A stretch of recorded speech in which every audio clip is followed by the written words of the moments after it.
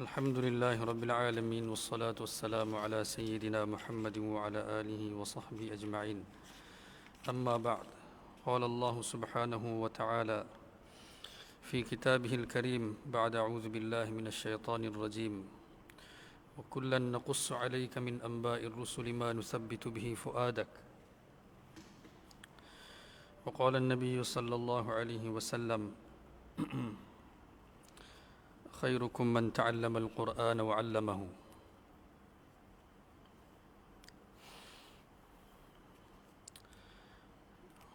Boleh share, tolong share supaya ramai dapat manfaat, insya-Allah. Saya akan ceritakan tentang peperangan Badar, kan, yang peristiwa yang sangat menarik, peristiwa besar dalam sejarah Islam,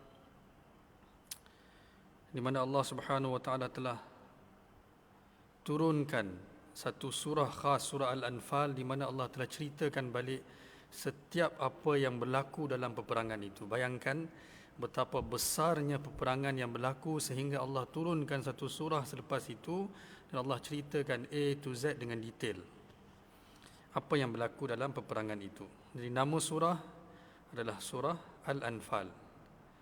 Al-Anfal ni adalah harta rampasan peperangan. Kita mula dengan kenalan, kan, apa itu, sebab apa peperangan ini dinamakan dengan peperangan Badar. Sebab apa dinamakan dengan peperangan Badar? Kerana Badar itu adalah nama tempat tersebut. Dan sebab apa nama tempat tersebut dinamakan dengan Badar? Kerana ada perigi di situ yang bernama Badar. Dan sebab apa pula perigi itu diberi nama Badar? Kerana seorang yang bernama Badar telah buat perigi di situ beberapa ratusan tahun dulu.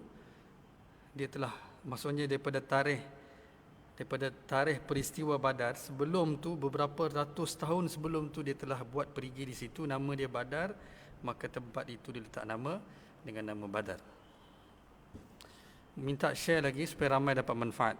Saya akan cuba cerita dengan detail, kan, cerita jadi santai lah, kan. Jadi kita akan cerita.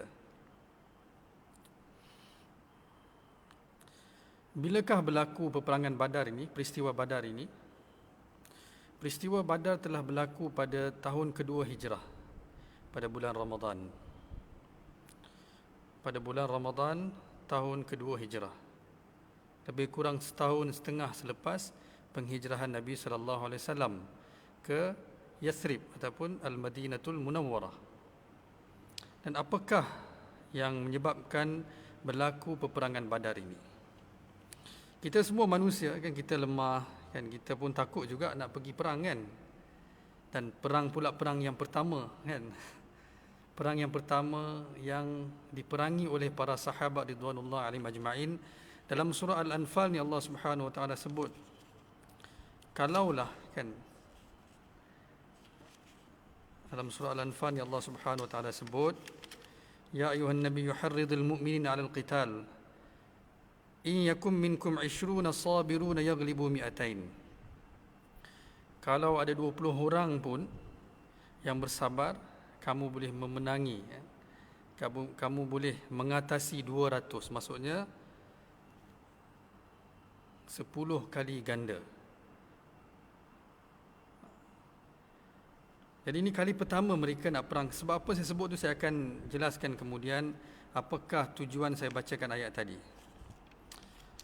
Perang yang pertama yang akan dihadapi oleh sahabat ridwanullah alaihim ajma'in. Jadi Allah Subhanahu wa taala, selepas mereka dihina, selepas mereka diseksa, kan, kita tahu kisah apa yang berlaku di Makkatul Mukarramah bila Nabi sallallahu alaihi wasallam dihina, sehingga Nabi sallallahu alaihi wasallam telah berhijrah atas perintah Allah Subhanahu wa taala. Begitulah dengan semua para sahabat ridwanullah alaihi ajma'in berhijrah ke Al-Madinatul Munawwarah dan tinggalkan semua rumah-rumah mereka, ahli keluarga mereka, saudara mereka, perniagaan mereka, semua tanah mereka, harta perniagaan, apa sajalah yang mereka ada, semua mereka tinggalkan. Datang perintah Allah, mereka tinggalkan semua dan berhijrah atas perintah Allah Subhanahu wa taala dan mereka disambut oleh orang Madinah. Walau bagaimanapun mereka tak ada satu negara seperti mana negara Mekah, mereka tak ada kekuatan apa-apa kan. Boleh dengar, kalau boleh dengar minta komen boleh dengar. Kalau tak dengar saya dekatkan sikit lagi mic. Jadi Nabi sallallahu alaihi wasallam diwahyukan oleh Allah Subhanahu wa taala bahawa untuk pergi ke Badar. Untuk apa? Sebelum peristiwa Badar Kubra ini berlaku satu peristiwa Badar sebelum itu, iaitu Surah Usyairah, di mana Nabi sallallahu alaihi wasallam telah pergi seperti mana diperintahkan oleh Allah Subhanahu wa taala. Dan bila Nabi sallallahu alaihi wasallam sampai di situ, untuk tujuan apa Nabi sallallahu alaihi wasallam sampai terlepas, maka Nabi telah pulang. Jadi apa tujuan dia? Tujuan dia adalah Allah Subhanahu wa taala telah wahyukan, Jibril telah datang bagi tahu baginda sallallahu alaihi wasallam bahawa Abu Sufyan membawa barangan dagangan yang begitu bernilai daripada kota Mekah dan akan pergi berniaga. Mereka zaman dulu berniaga di Syam, dan kemudiannya dia akan pergi, apa yang dijual di Syam dia akan beli barang baru pula di Syam, kemudian dia akan jual di Yaman dan sebagainya. Maka Nabi sallallahu alaihi wasallam diperintahkan oleh Allah Subhanahu wa taala, kerana mereka telah ambil semua harta orang Islam, maka pergi rampas balik semua harta perniagaan ni. Kali pertama tidak berjaya kerana terlepas, Abu Sufyan dah terlepas. Berapa banyak dia bawa? 1000 ekor unta penuh dengan barang perniagaan. Estimate value dia dikatakan lebih kurang dalam paling kurang pun adalah 25 juta ringgit, paling kurang pun. Tapi kali pertama tidak berjaya. Tapi Nabi sallallahu alaihi wasallam tidak riuhkan perkara ni. Cuma mereka ni di zaman dulu, para Ansar pun, mereka biasa dengan perkara ini kerana kekejaman yang dilakukan oleh mereka. Maka mereka tahu bahawa bila mereka dapat peluang, mereka akan rampas balik harta-harta perniagaan ini seperti mana yang dirampas, diambil oleh mereka ni. Sebelum peristiwa ini berlaku satu kisah, iaitu seorang sahabat Nabi sallallahu alaihi wasallam seorang sahabat Nabi sallallahu alaihi wasallam walau dia telah masuk Islam tetapi tidak diketahui oleh orang Mekah bahawa dia telah masuk Islam. Ini nak menunjukkan bahawa rampasan ini mereka memang selalu menunggu supaya mereka dapatkan balik hak mereka yang diambil oleh orang kafir. Maka dia pergi buat tawaf. Dia pergi ke Makkahul Mukarramah daripada dulu lagi, daripada zaman Nabi Ibrahim AS lagi. Siapa sahaja yang datang ke kota Mekah, dia akan tawaf. Maka dia, sahabat ni, dia berkawan dengan Umayyah bin Khalaf. Dia bila sampai di sana, walaupun orang tidak mengetahui bahawa dia telah masuk Islam, walaupun orang tahu bahawa dia belum masuk Islam lagi, orang tak tahu kata dia dah masuk Islam, tetapi mereka tahu bahawa dia salah seorang sahabat yang membantu Nabi sallallahu alaihi wasallam di Madinatul Munawwarah. Tapi Umayyah bin Khalaf ni kawan baik dia sebelum dia orang berhijrah lagi. Dan bila dia datang ke Madinah, dia akan layan Umayyah bin Khalaf. Umayyah bin Khalaf ni siapa? Dia adalah tuan kepada Bilal radhiyallahu anhu yang telah menyakiti, yang telah dera Ahadun Ahad kan, kisah Bilal semua kita tahu, kanak-kanak kecil pun tahu Ahadun Ahad kan. Dia telah baringkan di atas pasir yang panas, letak batu yang besar, tapi Bilal tidak berpaling daripada beriman. Maka bila dia datang ke Makkahul Mukarramah, ditanya kepada Umayyah bin Khalaf, boleh ke saya tawaf? Sedangkan umat Islam dah berhijrah, jadi tak ada siapa, takut apa-apa berlaku. Dia kata, bila tengah hari panas terik, nanti semua orang tidur, kau pergi tawaf. Tapi apa yang nak Allah Subhanahu Wa Taala tentukan, bila dia buat tawaf ketika itu, Abu Jahal nampak. Abu Jahal nampak terus, Abu Jahal menjerit. Dia kata, macam mana boleh seorang yang beri keamanan, membantu Muhammad, musuh kita yang mana telah mengkhianati agama kita, engkau boleh dibenarkan terang-terangan buat tawaf? Dia dah syak awal, dia kata, mana tengah hari buta ni, kalau ada orang buat apa tawaf ni, mesti ada sesuatu. Kata, mana boleh? Dia kata nasib baik, dia kata engkau ni tetamu Umayyah bin Khalaf, kalau tidak aku dah kerjakan kau. Maksudnya aku dah bunuh kau. Maka dia pun, sahabat Sa'ad ni pun dia pun marah, dia pun tergugat kelakian dia. Dia kata kepada Abu Jahal, kalau begitu dia kata selamatkanlah barang perniagaan kamu kalau boleh, dia kata. Tak lama lagi semua kami akan rampas.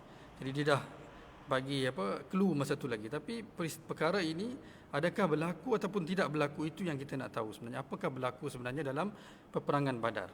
Adakah mereka merampas barangan perniagaan itu? Itulah yang Allah Subhanahu wa taala sebut dalam surah Al-Anfal ayat 7. Wa idh ya'idukumullahu ihda at-ta'ifatayn annaha lakum wa tawadduna anna ghayra dhati asy-syaukati takunu lakum wa yuridu Allahu an yuhiqqa al-haqqa bi kalimatihi wa yaqta'a dabiral kafirin. Jadi bila bermula mereka keluar, kan, kita kembali kepada kisah tadi, bila Nabi sallallahu alaihi wasallam, maka Nabi sallallahu alaihi wasallam diwahyukan untuk pergi ke Badar untuk rampas barangan perniagaan ini, tapi Nabi tidak beritahu siapa lagi, tidak beritahu kepada sesiapa pun. Maka Nabi sallallahu alaihi wasallam hantar 2 spy dulu. Nabi kata Talha dan seorang lagi sahabat untuk pergi jadi spy bagi pihak orang Islam, bagi pihak Nabi sallallahu alaihi wasallam. Dia telah pergi. Dia kembali kepada Rasulullah sallallahu alaihi wasallam dan diberitahu khabar Abu Sufyan bawa 1000 ekor unta penuh dengan barangan yang berharga. Bila Nabi sallallahu alaihi wasallam dapat tahu exactly, dan dia bagi tahu dalam 3 hari. Dalam 3 hari dia akan sampai ke Badar. Jadi Nabi sallallahu alaihi wasallam dah tahu dah. Maka yang meriwayatkan peristiwa ni adalah Anas bin Malik radhiyallahu anhu. Ketika itu kecil, 7 tahun. Jadi Nabi kata bila spy ni datang, Nabi kata kepada semua sahabat, keluar. Jangan, tak nak siapa pun tahu. Tapi Anas kecil, jadi Nabi tak minta dia keluar, dia dengar dan dia meriwayatkan perkara ini. Maka apa Nabi sallallahu alaihi wasallam buat? Apa Nabi sallallahu alaihi wasallam buat? 2 perkara. Satu, sama ada kita akan keluar untuk peperangan kalau kita tahu ini mudah aja ni, kan, kita nak pergi ambil harta perniagaan yang banyak, yang mana yang menjaga 1000 ekor unta tu 40-50 orang saja. 40-50 orang saja yang jaga 1000 ekor unta. Dan para sahabat masa tu yang bersedia pergi adalah 300 lebih, 313, ada kata 315, ramai. Mereka kata tak ada apa. Tapi Nabi tak bagi tahu. Kalau Nabi bagi tahu awal, mungkin yang pergi itu mungkin dengan kemahuan kepada harta itu. Dan kalau Nabi sallallahu alaihi wasallam bagi tahu, mungkin tercetus peperangan, mungkin ramai yang tak pergi. Jadi perintah Allah Subhanahu wa taala, Nabi keluar daripada bilik. Nabi sallallahu alaihi wasallam kata, kita akan bergerak sekarang. Dia kata kita nak bergerak sekarang juga ke Badar. Jadi siapa yang ada apa sahaja binatang tunggangan dan apa sahaja dengan dia, kalau kat luar jangan keluar, jangan pergi mana-mana, terus bergerak dengan saya, tanpa memberitahu apa-apa pun. Dalam riwayat Muslim, Nabi sallallahu alaihi wasallam tidak beritahu apa pun kepada sesiapa pun kita nak pergi mana, nak buat apa. Nabi kata ada sahabat kata, sekejap saya dekat luar Madinah ada binatang. Nabi kata tak ada, siapa yang ada apa itu saja. Itu saja. Maka mereka bergerak dengan 2 ekor unta dan 2 ekor kuda, dan unta tak sampai 100 ekor pun. Tak sampai 100 ekor unta. Dan mereka 313, ada kata 315. Walau bagaimanapun lebih daripada 300 orang.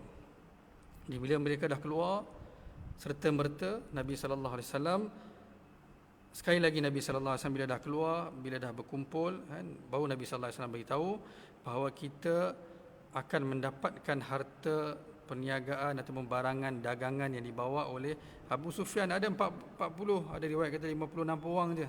Maksimum riwayat kata 60 orang je yang jaga 1000 ekor unta tu untuk kita pergi ambil pada orang, berbalik itu perintah Allah untuk kita. Dan saya dah beritahu value dia berapa, 25 juta. Jadi sahabat pun sukalah, kan. Dan mereka pun rasa lah, kita 313 orang, mereka 40-50 orang, maksimum pun 60 orang, kan, apa perlu, kan, kita pergi tunjuk kata kita 300 orang, mereka akan serahkan semua. Tak payah buat apa-apa pun, pergi tunjuk bilangan je, nah kami 300 orang nak lawan ke? Tak ada, orang akan serahkan. Jadi orang pun confident. Cuma Nabi sallallahu alaihi wasallam bila berkumpul, Nabi kumpulkan semua, Nabi ambil detail setiap orang. Dan Nabi sallallahu alaihi wasallam, begitu juga ada 2 orang sahabat ketika itu kecil lagi, Abdullah bin Umar dan seorang lagi, Nabi sallallahu alaihi wasallam minta pulang kerana mereka baru masa tu sampai ke usia, belum berusia 14 tahun lagi. Nabi sallallahu alaihi wasallam minta mereka pulangkan. Dan perkara ini memang berlaku di setiap peperangan mereka punya semangat mereka punya semangat untuk berjihad di jalan Allah, sehingga mereka ada yang berdiri kan supaya nampak tinggi kan. Ada yang pakai kasut tinggi bagi nampak tinggi. Dia bersemangat mereka. Jadi Nabi suruh mereka perang, mereka pulang.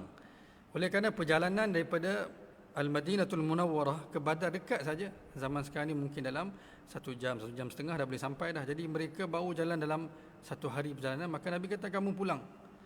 Maka Nabi SAW baru Nabi ambil tahu siapa yang ada, berapa binatang tunggangan yang kita bawa. 2 ekor kuda yang boleh digunakan untuk peperangan, dan ada riwayat kata 60 ekor, maksimum kata 100 ekor unta. Dan ada berapa orang?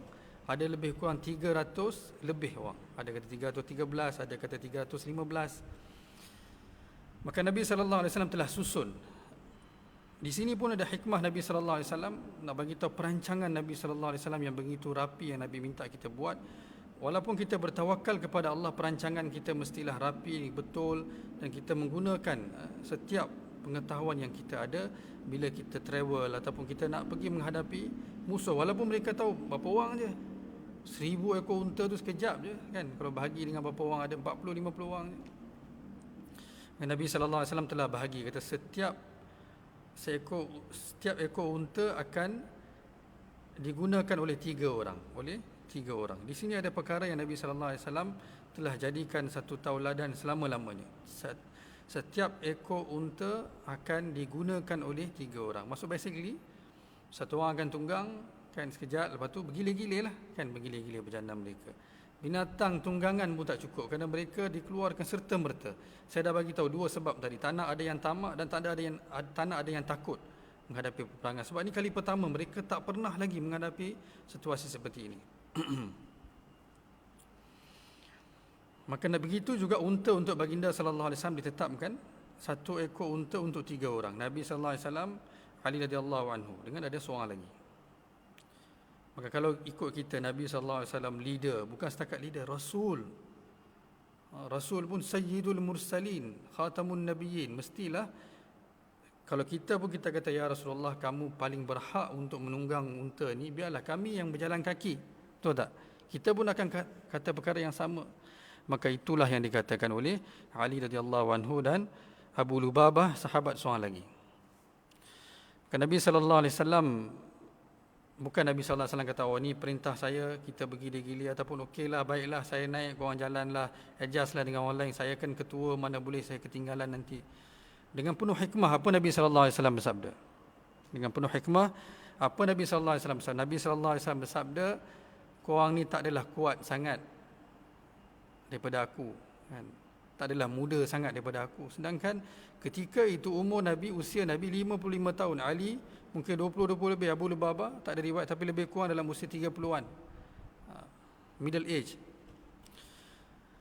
Maka Nabi SAW kata, 2 perkara Nabi kata, korang ni tak adalah kuat sangat ataupun tak adalah muda sangat daripada aku. Dan kedua, Nabi SAW kata, dan aku pun bukannya tidak memerlukan ganjaran daripada Allah Subhanahu wa taala. Maka apa mafhum dia? Maka sahabat dan Rasulullah pun bergilir-gilir.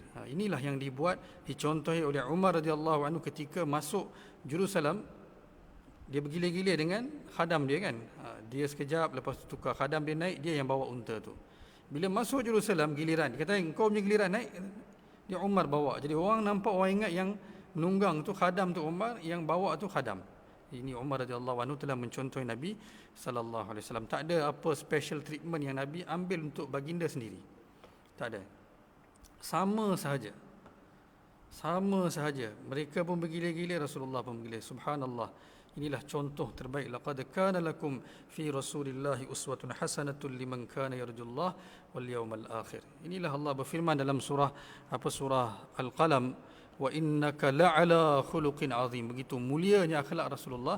Rasulullah tak kata, saya kan leader, general peperangan ini, saya rasul, sepatutnya saya naik kuda dan korang naik unta, sebab ada pun berapa. Tak, Nabi kata, bagaimana saya bahagikan untuk kamu, begitulah pembahagian untuk saya. Begitu murninya akhlak Nabi sallallahu alaihi wasallam. Tak ada double standard lah, tak ada double standard, sama walaupun rasul.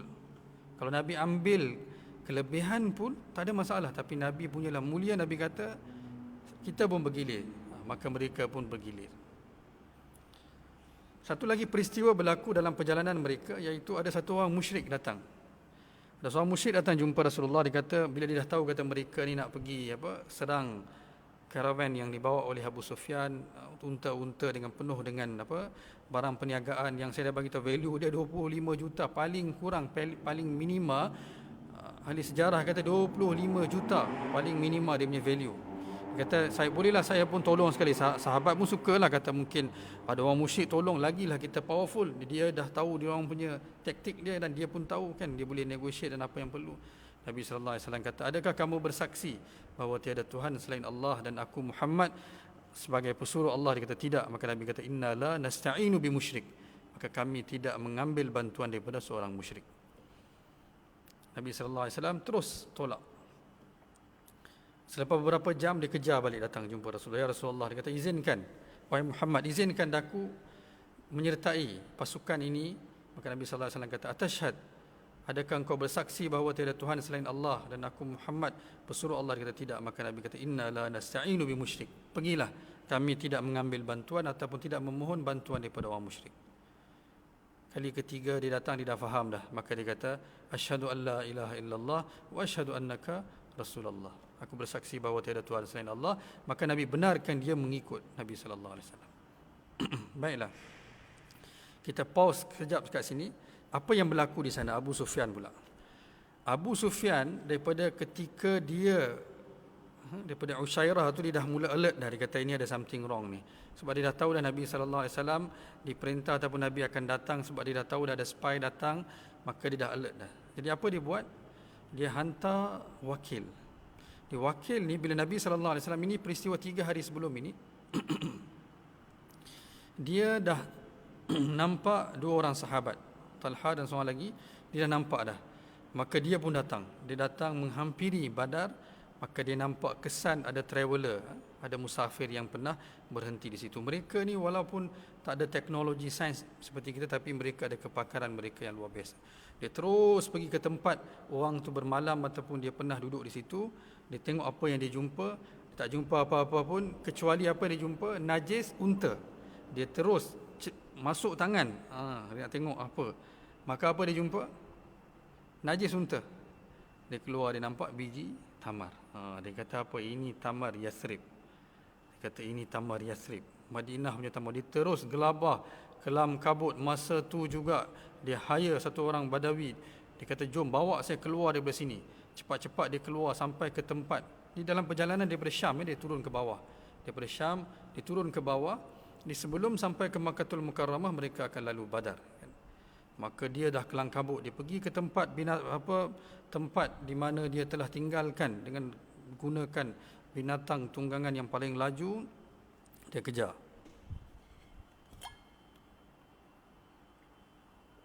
Kemudian apa dia buat? Dia cepat-cepat dia hire seorang nama Damdam, dan dia beri binatang tunggangan unta yang paling laju yang dia ada. Dia kata, bawa ni terus pergi ke Makkatul Mukarramah. Sebab apa? Barang perniagaan begitu banyak yang dia ada, kerana masa tu tak ada satu rumah pun di Makkah kecuali mereka telah melabur dalam ni. Semua orang bagi bahagian mereka. Dia cepat. Dia kata pergi, dan juga kita tahu kenapa banyak, kerana mereka gunakan harta-harta orang Islam yang telah tinggal, mereka guna untuk pelaburan. Dia kata pergi cepat, dia kata terus sampai ke Makkatul Mukarramah, bagi berita kepada mereka barangan harta perniagaan kamu dalam bahaya, cepat datang untuk selamatkan, kalau tidak akan habis semua dirampas oleh Muhammad dan sahabat-sahabatnya. Dia Damdam pun dengan laju, terus dia berlepas laju, speed. Ini bukan seperti unta jalan biasa, mereka ada unta khas yang laju. Kita pause ini sekejap. Apa yang berlaku di Makkatul Mukarramah pula ketika itu? Atiqah binti Abdul Muttalib, iaitu kakak kepada Abu Talib,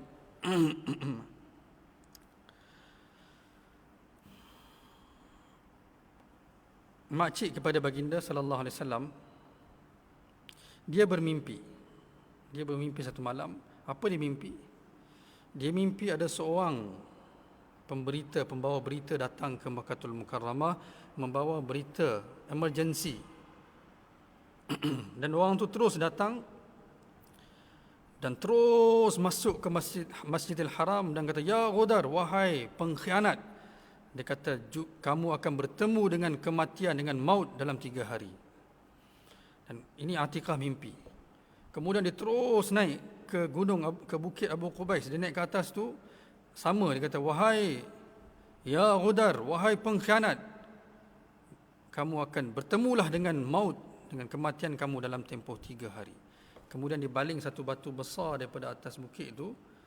Bila batu tu jatuh ke bawah, dia pecah, hancur. Di setiap pecahan batu tu telah masuk ke setiap rumah di Makkahul Mukarramah. Maksudnya apa? Jelas bahawa semua akan ada kematian daripada setiap rumah.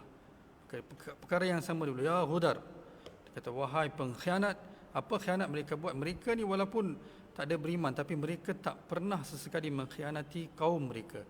Tapi ini pertama kali mereka telah mengkhianati baginda sallallahu alaihi wasallam. Quraisy, Banu Hashim, mereka tak pernah buat. Dengan lain-lain, mereka tak pernah buat. Tapi ini pertama kali kabilah sendiri mereka telah khianat. Mereka keluarkan daripada Makkahul Mukarramah sehingga Nabi berhijrah dan bawa semua sahabat berhijrah. Ini Atiqah dia cerita mimpi ini kepada Abbas radhiyallahu anhu.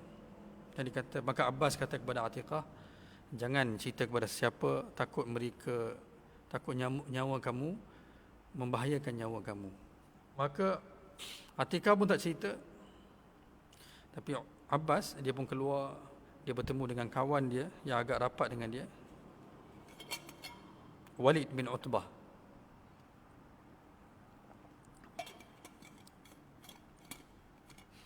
Dia ceritakan perkara ini dan dia kata jangan cerita kepada siapa pun. Tapi biasalah bila rahsia kita cerita kat kawan kita paling rapat pun, dia balik dia cerita kat ayah dia. Maka Abbas tak tahu, dia pergi meniaga, dia buat perniagaan dia seperti biasa, dia balik, dia rehat seperti biasa, mereka ni akan tawaf. Selepas waktu asar, biasanya mereka akan tawaf. Dia pun tak tahu apa. Dalam masa yang singkat tersebar berita mimpi, sebab mimpi ni pun bukan mimpi biasa. Mimpi yang luar biasa, yang menakutkan. Batu kan pecah masuk setiap rumah. Selepas asar, bila Abbas radhiyallahu anhu dia masuk ke dalam Masjid Al-Haram untuk tawaf, seperti biasa Abu Jahal nampak dia. Abu Jahal duduk dengan guncu-guncu dia, Abu Jahal. Nabi sallallahu alaihi wasallam kata Fir'aun untuk umat ini di zaman Nabi sallallahu alaihi wasallam adalah Abu Jahal. Sebab dalam surah Anfal nanti kita lihat Allah Subhanahu wa taala akan sebut, kata seperti mana dulu Fir'aun buat. Sebab apa itu refer kepada Abu Jahal? Kerana Nabi sallallahu alaihi wasallam kata dalam ayat 51 52, dua kali Allah Subhanahu wa taala sebut. Abu Jahal kata, "Abbas, selesai umrah datang jumpa aku." Abbas radhiyallahu anhu pun tak tahu kata berita. Dia baru cerita kepada Walid, kawan baik dia, anak kepada Utbah. Dia bagi tahu Utbah dan tersebar. Maka Abbas pun datang. Abu Jahal mula dengan ayat-ayat yang menghina. Dia kata Abbas, sejak bila kabilah engkau ada nabi perempuan pula? Dia menghina Abbas radhiyallahu anhu. Maksudnya refer kepada Nabi Muhammad sallallahu alaihi wasallam, nabi lelaki. Dan semenjak bila dia kata kabilah engkau ada nabi perempuan pula? Dia kata kalaulah dalam tempoh 3 hari tak berlaku perkara yang dimimpikan ini, dia kata aku akan buat apa? Dia kata aku akan tulis atas satu kertas, kata keluarga kamu Banu Hashim ni penipu, dia kata, dan aku akan gantung di Kaabah. Abbas dah terperangkap dengan apa, dia terus nafikan tak ada mimpi macam ni semua. Tapi bila dia selamatkan nyawa dia keluar dari situ, orang semua mula menghina Abbas, kata begitu engkau penakut, dia kata, sedang keluarga engkau, kabilah engkau dihina, kau boleh keluar macam tu saja? Sepatutnya kau ambil tindakan, kau cakap sesuatu. dia pun tak tahu nak buat apa. Keesokan harinya dia buat keputusan untuk bertemu dengan Abu Jahal untuk jawab balik apa yang Abu Jahal hina dia. Dia nak menghina balik Abu Jahal. Maka dia pun masuk, dia pun tak tahu apa dia nak cakap. Kan Abu Jahal bukan orang biasa. Raisul Kuffar masa tu, pembesar yang paling jahat lah, dialah Abu Jahal. Kita semua tahu kan Abu Jahal. Tapi bila dia masuk ke Masjidil Haram, apa yang berlaku, dia nampak Abu Jahal berpaling muka daripada dia dan Abu Jahal keluar. Dia pun pelik, kata apa ni? Kerana apa? Dam-dam tadi tu dah sampai. Yang Abu Sufyan utuskan kan, dam-dam tu dah sampai dah. Dia dah bagi tahu berita, dia kata, wahai orang Quraisy Mekah, cepat keluar selamatkan perniagaan barang apa dagangan kamu, harta benda kamu, kalau tidak Muhammad dan sahabat dia akan rampas semua. Ya, Abu Jahal dah kelam kabut dah. Dah kelam kabut dah. So, dia tak nak bersemuka dengan Abbas lagi, dia dah tahu peristiwa perkara ini betul. Maka mereka pun buatlah persiapan. Dalam masa sehari mereka buat persiapan apa yang mereka boleh siap. Tetapi persiapan mereka walaupun dalam sehari, mereka telah keluar dengan dengan apa, segala keperluan peperangan, membuat persiapan untuk peperangan. Ada riwayat mengatakan 1,300 orang mereka keluar untuk berperang dengan, untuk menyelamatkan, ini niat asal mereka untuk selamatkan harta mereka. Ini niat awal mereka keluar.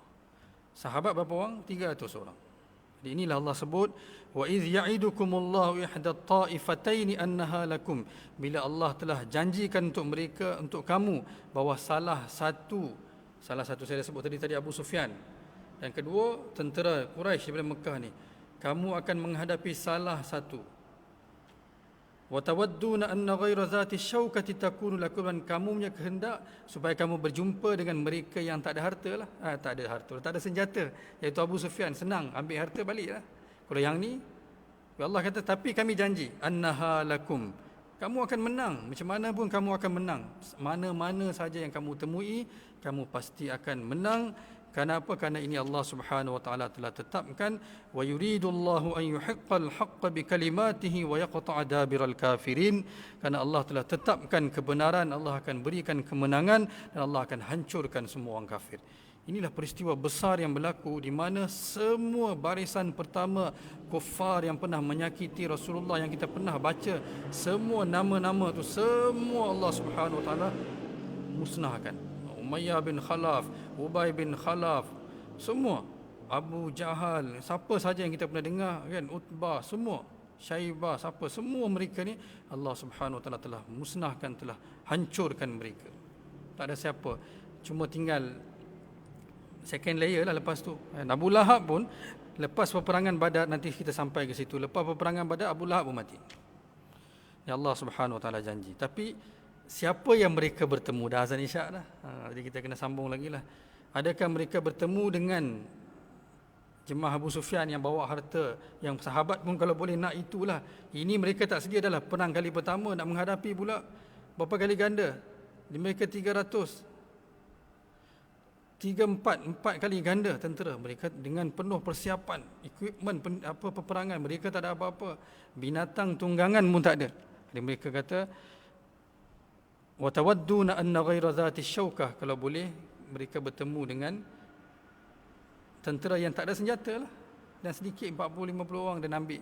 Allah Subhanahu wa taala kata, kami dah tetapkan annaha lakum, siapa saja kamu temui kemenangan buat kamu. Ini janji Allah Subhanahu wa taala, kerana wa yaqta'a dabiral kafirin, Allah nak hancurkan semua orang kafir yang pernah menghina, menyakiti Rasulullah sallallahu alaihi wasallam dan para sahabat radhiyallahu alaihim ajma'in. Subhanallah. Kita akan dengar kisah di bagaimana seorang-seorang Allah eliminate, seorang-seorang dalam peperangan Badar ni, macam mana Allah selesaikan, Allah khalas satu semua barisan pertama yang pernah menyakiti Rasulullah.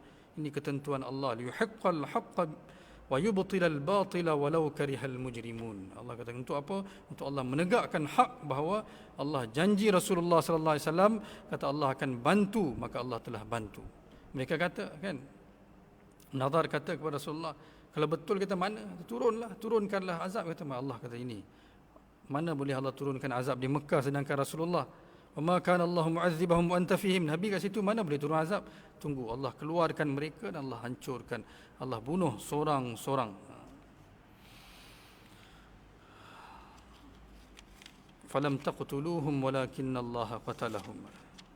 Kita akan sambung lagi lah kisah ni kerana dah masuk waktu Isyak. Kami pun di sini di surau nak mendirikan solat Isyak. Jadi mudah-mudahan kita dapat sambung lagi sebab ini baru belum interval pun lagi. Sebab tu saya kata kisah dia panjang. Saya cuba cerita dengan detail, mudah-mudahan kita dapat pengajaran apa sahaja yang Allah janji. Walaupun kita nampak benda tu berat, kalau kita terus, Allah akan bantu. Allah kata kan, in yakum minkum 20 sabirun yaghlibu mi'atain. Kalau 20 orang pun, kalau ada sedikit pun, kalau korang sabar dan yakin tawakal, kamu boleh mengatasi 200 orang, 10 kali ganda, no problem.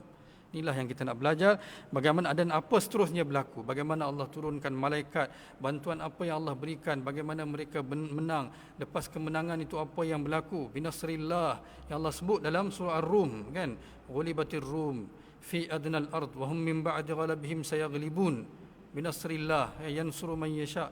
Bagaimana berlaku ini semua, apa yang dimaksud dengan binasrillah dan apa kemenangan yang orang Islam dapat, itu kita akan cerita, kita akan sambung insya-Allah pada siri kedua, sebab panjang kisah peperangan Badar ni. Sebab saya cuba detailkan, mudah-mudahan sedikit sebanyak yang saya sampaikan ini dapat beri manfaat kepada saya dan tuan-tuan semua. Minta share supaya ramai dapat manfaat. Subhanallah bihamdi, subhanakallahumma bihamdika, nashhadu an la ilaha illa anta, nastaghfiruka wa natubu ilaik. Bismillahirrahmanirrahim. Al-'asri innal insana lafi khusr illa alladhina amanu wa 'amilus salihati wa tawasaw bil haqqi wa tawasaw bis sabr. Wassalamualaikum warahmatullahi wabarakatuh.